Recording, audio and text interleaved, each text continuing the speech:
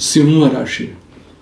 नमस्कार मंडळी, मी ज्योतिष महागुरु डॉक्टर पंकज शास्त्री घेवारे गुरुजी आपल्या सर्वांचं त्र्यंबक राजज्योतिष या यूट्यूब चॅनलमध्ये मनापासून स्वागत करतो. आज आपण 2026 या वर्षातील एप्रिल महिन्यामध्ये होणारं ग्रहांचं राशी परिवर्तन आणि या राशी परिवर्तनाचा सिंह राशीच्या जातकांवरती होणारा परिणाम या विषयाची माहिती पाहणार आहोत. तत्पूर्वी एक महत्त्वाची सूचना आहे.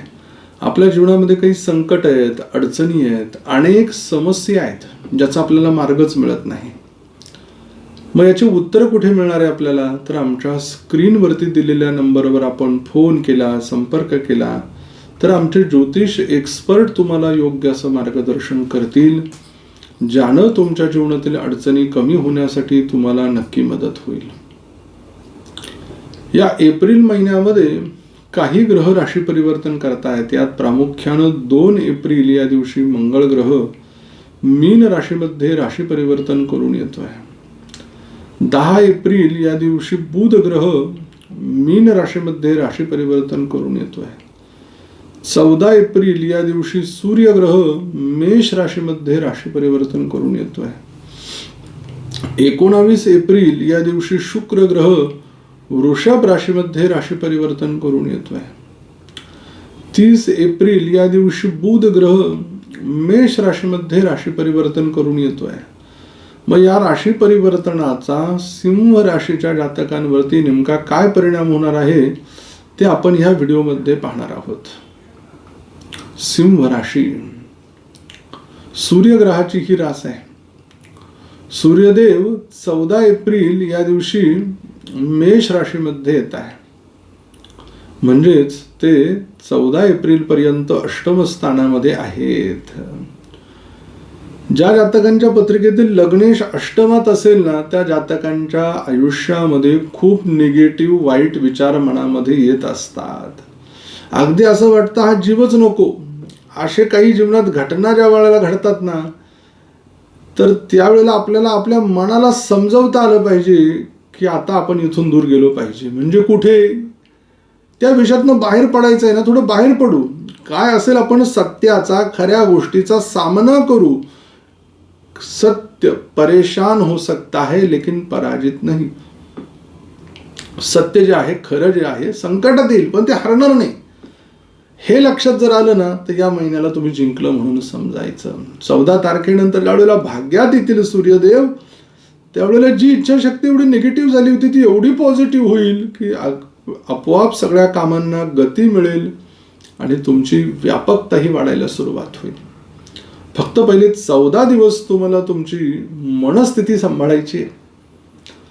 द्वितीय स्थान, या स्थानाला आपण धनस्थान म्हणतो. या स्थानाचा स्वामी बुध ग्रह हा 10 एप्रिल या दिवशी मीन राशीमध्ये राशी परिवर्तन करून येतोय. आणि मग तोपर्यंत पहिले 10 दिवस तो कुंभेत आहे, म्हणजे सप्तमात आहे. मग कौटुंबिक वातावरणामध्ये पहिले 10 दिवस अतिशय आनंद आहे, एकोप आहे, चिडचिडपणा नाही आहे. त्यानंतर छोट्याशा कारणावरून घरामध्ये वाद विवाद वितंड जाणवू शकतील. पैशांची फसवणूक पण होऊ शकते या कालखंडामध्ये. 10 तारखेच्या नंतर तुम्ही म्हणाल गुरुजी कशा प्रकारची होऊ शकते? बरेच लोक आमिष देतात ना, की बऱ्याच लोकांना मोबाईलवरती फसवणूक होते. काही म्हणतात आम्ही तुम्हाला सोनं मिळवून देतो कमी पैशात, काही म्हणतात नोकरीला लावून देतो. हे सगळं जर एवढं सोपं असतं तर या जगामध्ये कोणाला कष्टच करावे लागले नसते. ही फसवणूक जर टाळायची असेल, अशा लोकांपासून दूर राहा. आम्हाला आमचं कष्टाचं आहे, ते खूप आहे, एवढं उत्तर द्यान बाजूला पडा, नाही तर फसवणूक तुमची होऊ शकते याच्यात. तृतीय स्थानाला पराक्रमाचं स्थान म्हटलंय. स्वामी शुक्र ग्रह 19 एप्रिलला स्वतःच्या वृषभ राशीमध्ये येतोय, म्हणजे दशमामध्ये. मग तोपर्यंत तो भाग्यात आहे. कष्टाला तडजोड करत नाहीये तुम्ही सिंह राशीचे लोक. वडचर आहे ना, सिंह आहे ना, राजा आहे ना, परंतु त्या असून सुद्धा तुम्ही कामात जर उतरला ना, स्वतः अगदी स्वतःच्या हाताने काम करतात. एखाद्याचं काम नाही आवडलं तर आणि त्याचीच फलप्राप्ती म्हणून 19 तारखेनंतर ज्या वेळेला शुक्र ग्रह दशमात मालव्य नावाच्या राजयोगामध्ये विराजमान होईल, त्यावेळेला केलेल्या कष्टाचं चीज तुम्हाला अनुभवायला आल्याशिवाय राहणार नाहीये. काम परिपूर्ण होत आहे, यश तुमच्या जवळ येत आहे. चतुर्थाला सुखस्थान म्हटलंय. या चतुर्थ स्थानाचा स्वामी मंगळ ग्रह 2 एप्रिलला राशी परिवर्तन करून कुंभेतनं मीनेत जातोय. पहिल्या 2 दिवसांमध्ये जागेची, प्रॉपर्टीची खरेदी आपण उरकून घेतली पाहिजे. वाहन घ्यायचं घेऊन टाकलं पाहिजे. त्यानंतर गाडी वाहन जपून चालवलं पाहिजे, हळू चालवलं पाहिजे. एखादी प्रॉपर्टी घेतो चांगल्या वकिलांना दाखवून घेतली पाहिजे. ह्या गोष्टी तुम्हाला सगळ्या महत्वाच्या निर्णयात घ्याव्या लागणार आहेत. पंचम स्थानामध्ये धनु राशी आहे. स्वामी गुरु ग्रह लाभात आहे. मिळालेल्या गोष्टींचा लाभ कसा करावा, तर हा मिळणारा नाहीये, स्वतः निर्माण केलेला आहे. हे बुद्धीचं स्थान आहे. स्वतःच्या शिक्षणावरती, स्वतःच्या बुद्धीवरती जीवनामध्ये प्रगती होण्याचा हा एक राजयोग आहे. शिक्षणातले अडथळे दूर होत आहे. संतान प्राप्तीचा योग आहे. विचारावं काय तुमच्या योगांचं सुख.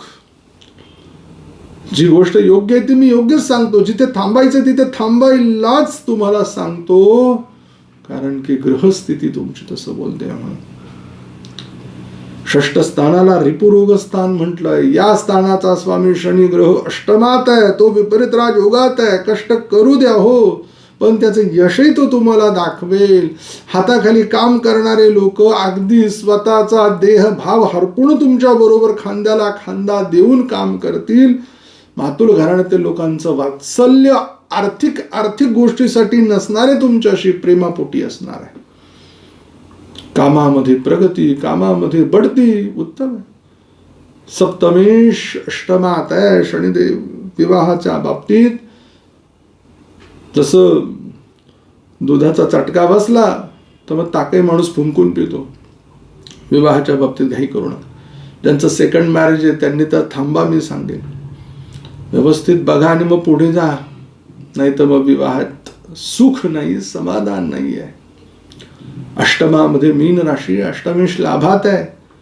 शेअर मार्केटमध्ये, जमीन खरेदी विक्रीमध्ये, सोन्यामध्ये, जमिनीमध्ये पैसा आहे.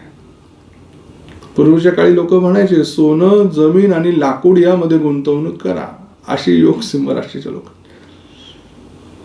भाग्यामध्ये मेष रास आहे. स्वामी मंगळ ग्रह भाग्येश पहिले 2 दिवस सप्तमात आहे, नंतर अष्टमात आहे. पहिले 2 दिवस पती पत्नी तेवढं प्रेम अगदी होतो जाईल आणि मग महिनाभर एकमेकाचं तोंडही पाहणार नाही. असे अनुभव यायला पाहायला मिळतील. म्हणून दोघांतील वाद हा समजून उमजून घ्या. नेमका आपली चुकी होते कशावर आहे, आपण बोलतो कशावर आहे, आणि मग पुढचा विषय घ्या. दशमस्थानाचं सुख तर विचारायचं नाही. मालव्य नावाचा राजयोग आहे. सर्वांना आकर्षण करून घेणार आहे. कामाची गती वाढवणार आहे, तीव्रता वाढवणार आहे, मोठ्या पदापर्यंत नेणार आहे. कापड व्यवसाय असेल, ज्वेलरी असेल, गारमेंटचा व्यापार असेल, मुलांच्या खेळणीचं दुकान असेल, गिफ्ट हाऊस असेल, त्याचबरोबर अन्यतम काही व्यवसाय असतील, नवनवीन मिठाईचं दुकान असेल, ह्या सगळ्या जातकांना त्यांच्या व्यवसायामध्ये मोठी प्रगती दाखवते. तर ब्युटी पार्लर आहे, डिझाईन आहे, फॅशन डिझायनिंग आहे, अनेक प्रकारचे विषय त्याच्यात येतात शुक्राच्या अंमलाखाली. लाभ एकादशाचा विचार. बुध ग्रह 10 एप्रिल पर्यंत कुंभेत आहे. जोडीदाराकडनं, लाईफ पार्टनरकडनं, पतीकडनं, पत्नीकडनं लाभ आहे. त्यांच्या जीवनात प्रगतीचे योग आहेत. नंतर लाभेश हा अष्टमात जातोय आणि तो 20 दिवस आहे जवळजवळ. म्हणून मिळालेल्या लाभाचा अति आमिषापोटी, अति पैसा मिळवण्यापोटी खर्चात रूपांतर होऊन कर्ज होऊ शकतं. कुठे गुंतवायचं एकदा सोडून 10 वेळा विचार करा, मग पुढे चला. व्यय झाला तर कोणाच्या चुकीच्या माणसावरती विश्वास ठेवल्याने होईल, या व्यतिरिक्त नाही. सिंह राशीच्या जातकांसाठी शुभ अंक 1, शुभ रंग श्वेत म्हणजे पांढरा, शुभ दिवस 8 तारीख, 9 तारीख, 16 तारीख, 24 तारीख, 25 तारीख, 26 तारीख. अशुभ दिवस 11 तारीख, 12 तारीख, 13 तारीख, 14 तारीख आहे. आपल्याला मंत्र देतो, मंत्राचं पठन करा. ओम ललितायै नमः. लवकर भेटू पण पुढील व्हिडिओमध्ये. तोपर्यंत सर्व प्रेक्षकांना नमस्कार.